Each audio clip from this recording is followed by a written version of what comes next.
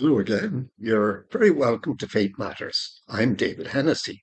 Over the last several months, most of my guests have been from the United States. But today, I'm delighted to be welcoming a man close to home, my friend and neighbour by just a few miles, Johnny Masterson. Johnny and his wife Linda began a prayer group in their home 18 years ago. The prayer group is still going strong today. Back in the day, if you had told Johnny he would someday start a prayer group, he would have said you were mad. But the Lord does amazing things in our lives. More often than not, he has to get our attention first, and that involves a struggle. Today, I would like to continue my conversation of last week with Johnny Masterson. Well, Johnny, thank you very much for coming in to see us. You told in confession that you weren't married. You were living with your girlfriend as if you were married. And what happened afterwards when you came back? Did you get married soon afterwards? Yeah, well, we had to vow to live a life of celibacy until we got married, because the priest gave us some advice in confession, about myself and my wife, and so we had to choose to live a life of celibacy until we And got when married. you say celibacy, maybe some people might know what celibacy is. What Well, do you mean? basically, to live without Having a sexual relationship. sexual relationship, yeah, basically, yeah, to live without a sexual relationship, and to work on our own spiritual and physical relationship, get to know each other, and to live according to the way God wants us to live.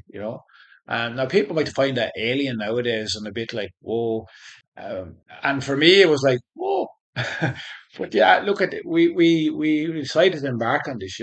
And to be honest with you, like, at the end of the day, like, my one of my biggest inspirations is my wife. Like, my wife is so inspirational to me, like, because she helps me along the way. She points, and same, she points. She's very good at. She's very intuitive and very, she sees things and she knows what way to guide us to, in regards to stuff, and the kids as well. Like, we've always trying to get the kids to go to U2000 and different things to try and pass on the faith to them. And thank God our kids are following their faith, um, which is not an easy thing to do nowadays anyway. But they are, they're following God, and we've invested in them.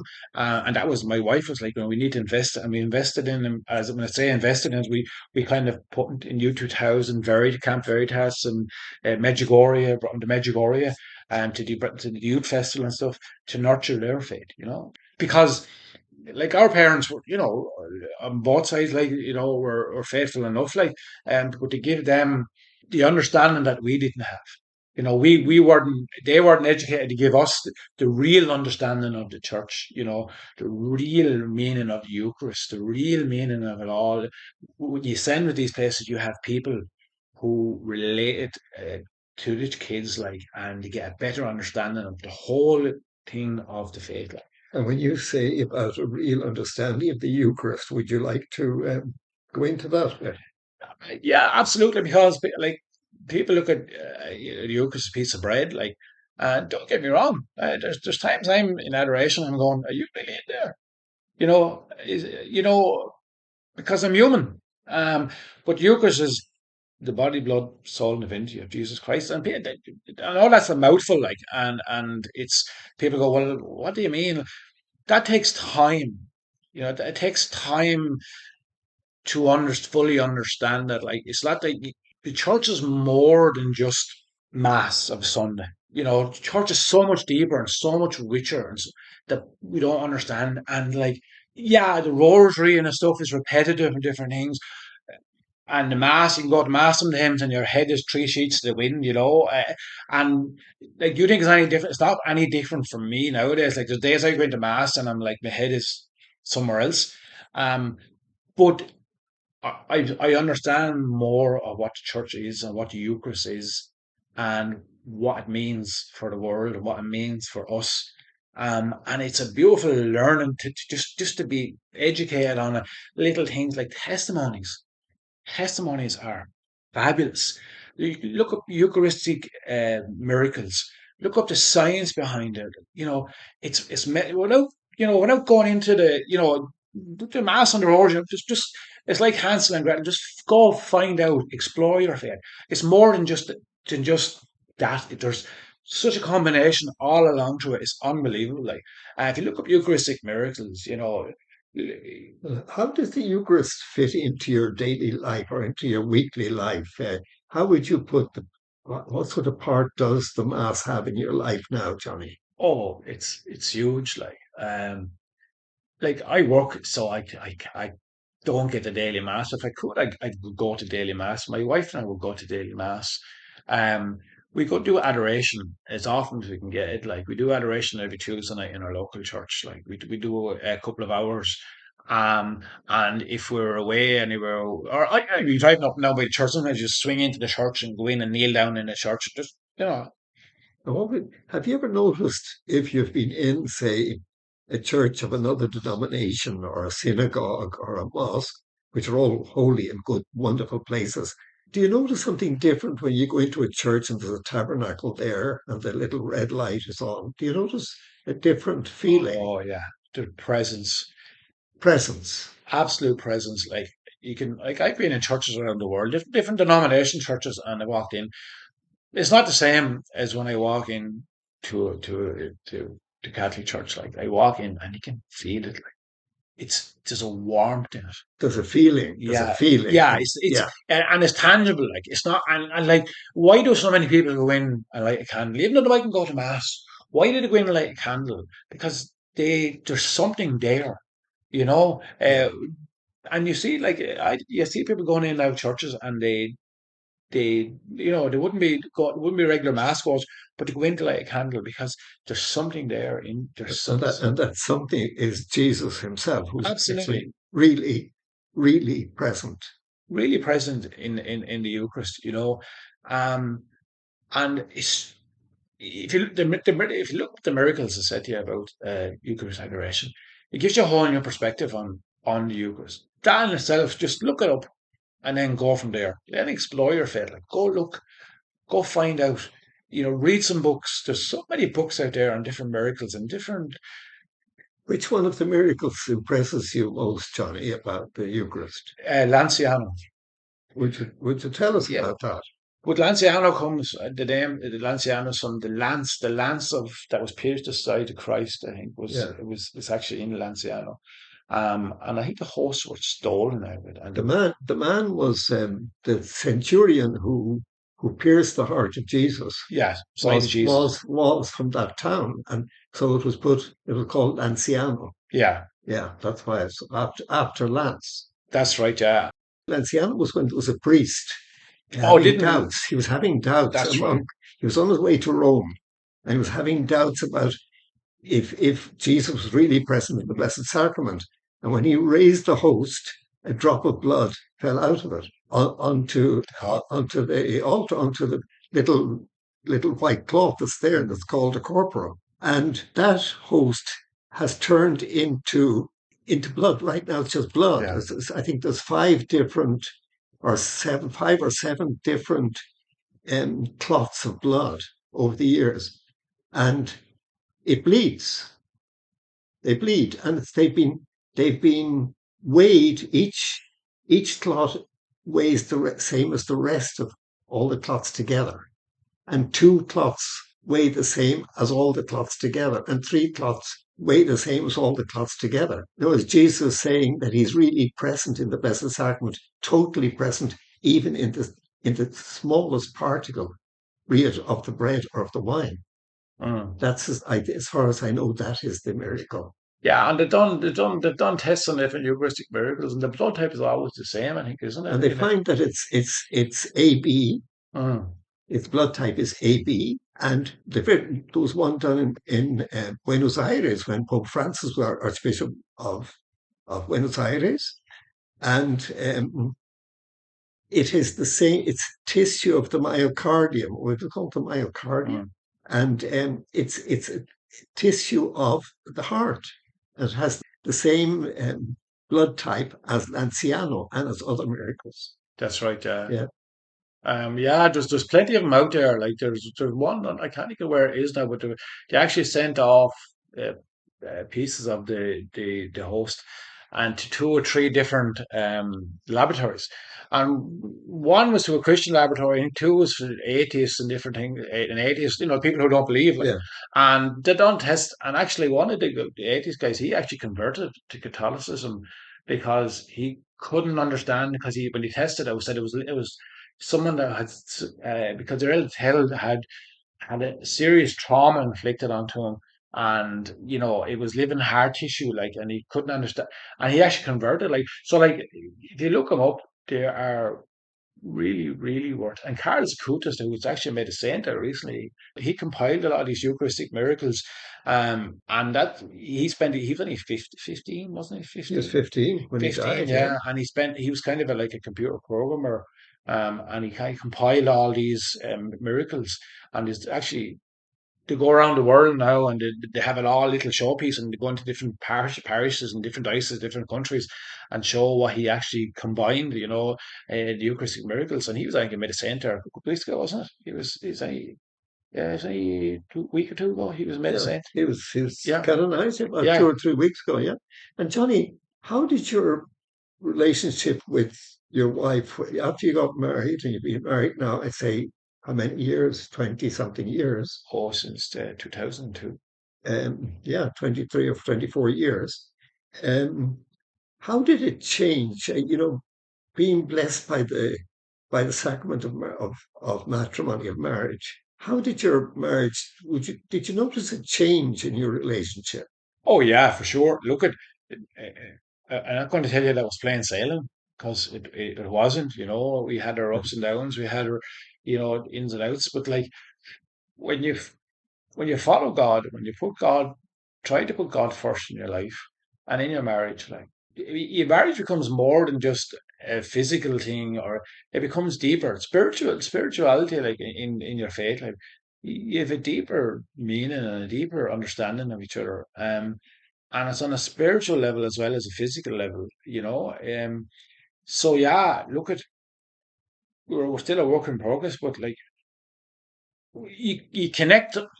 How do I put it into words? You connect in a different level when it's spiritual as well as everything else. When you bring that spiritual aspect into it, like, when that becomes the center of your life, it's different. And Uh, you learn how to forgive.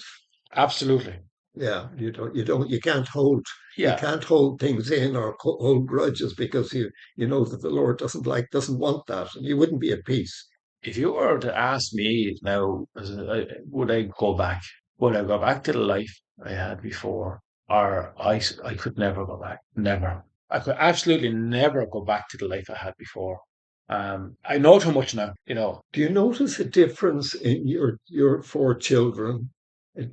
Are they any way different from what you were at that age? Oh, absolutely. They teach me about my faith. Like, they teach me about faith because they know more. They're more educated on it because they went to all these camps and different things.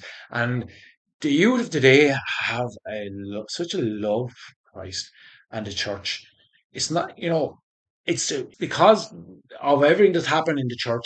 It's it's so hard to be a Catholic, and they have such a love and such a passion for the church and for Christ. Like, it's it's not one of these throwaway things because you've been ridiculed for it, because it's frowned upon now if you're into a religion or whatever. But they love Christ, and they teach us, they teach me and my wife about it, like, about the deeper meaning of the church and the richness of the church, which we wouldn't know. We still have to live everyday life. We have to go to work, and we still have to do the things that everyone does.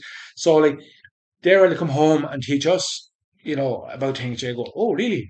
Because I two daughters spent time. They done a year out down Holy Family Missions down in Tipperary in Langcumra, and they spent. One girl, my first girl daughter spent a year down there, and my other daughter spent 2 years. And 1 year there for faith formation. It's a faith formation, and then she spent another year going out and giving retreats with them, faith. And they learned catechism for a year, and they came home and they're able to teach us stuff, and they're like, they come along in the car and they'll say, I'd be saying something, and they go, no, that's not really correct. This is this is what they teach, and you go, oh wow.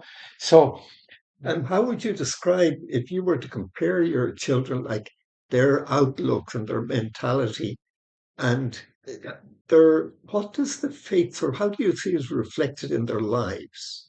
Would they be very different from what you were at that age?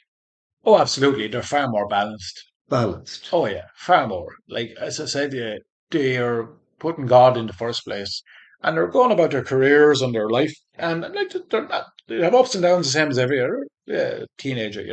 But yeah, they like the way it's like they put. Do you see them? You see, well, I know the answer to this because I know them, but you would say they're happy children, happy young people. Absolutely, but they're like everything else, and they're not without stuff just going on in their lives the same as everyone else. Yeah, Like because you're in your faith doesn't mean you're immune to all the pressures of life and the yeah. pressures of stuff. It doesn't mean that like you're still going to get full force. So yeah, but generally, yeah, they put God first, and they try to live their faith, and they do what they can to bring others to the faith. And for me as a parent, I can, as myself and my wife sit down and say, the only, in my eyes, this is my eyes, having a successful family is when everyone's around the table in heaven. That's, you know, that's my goal. That's our goal. That's our goal as a family is to have everyone around sitting at the table in heaven. That's, Everybody's sitting around the table in heaven, yeah, the whole family. that's our goal. And I've no doubt, Johnny, they will be. They will be. And with parents like yourself, and in that your children are very blessed. Johnny mentioned a few minutes ago, he mentioned the Eucharistic miracle of Lanciano. This is such a remarkable event that it's well worth going into, talking about for a minute. In the year 750, a monk was on a pilgrimage on his way to Rome, and he stopped off at Lanciano where he was celebrating Mass. But this monk had very serious doubts about if if the body of our Lord was really truly present in the consecrated host. But when he said the words of consecration, he saw the host turn into flesh and the wine turn into blood. This was visible to everybody there. And today the flesh is still intact and the blood is divided into 5 unequal parts, which together have the exact same weight as each one does separately. Those the total weight, which is 15.85 grams, is exactly the same as the weight of each one.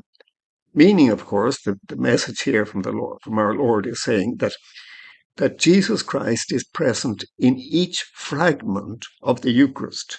So when the tiniest particle of the host or the tiniest drop of blood is the flesh of Jesus himself. Now, in 1970, the Archbishop Lanciano commissioned a study from a very, very well-known doctor, an eminence, Dr. Eduardo Linoli. And he was professor of anatomy, histology, chemistry, and so on. And his findings, which he published in 1971, are the principal conclusions are these ones. One, the flesh is authentic flesh, consisting of muscular tissue of the myocardium.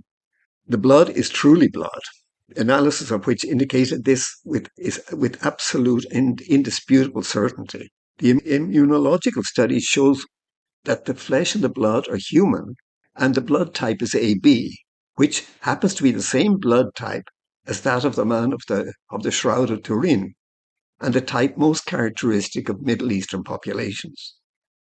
Now, in 1973, when Dr. Linoli published his results, the world scientific community was agog.